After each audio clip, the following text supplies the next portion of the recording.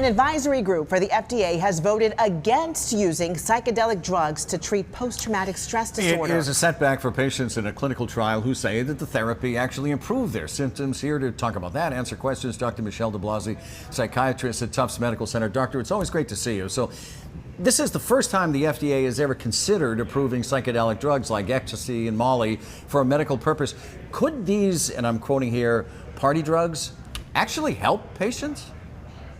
You know, MDMA, which is the main ingredient in psychedelic drugs like ecstasy or Molly, gives people this sort of euphoric, like feel-good feeling. And what some of these studies did was they used that feeling and used it actually as a treatment modality for people who are struggling with post-traumatic stress disorder.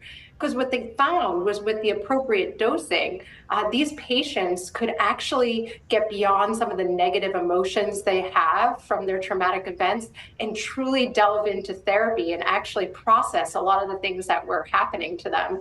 So it did show some promise. I know there's a big focus on doing these trials with veterans. Why did the FDA's experts vote against this proposal?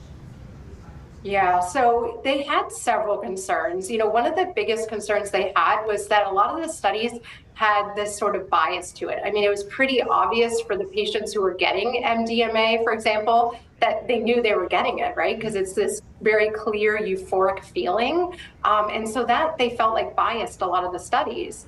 The other thing was safety concerns. They just didn't have enough data to show what would happen in terms of abusing these medications or for your heart or liver health. So there just needed to be more data in this area.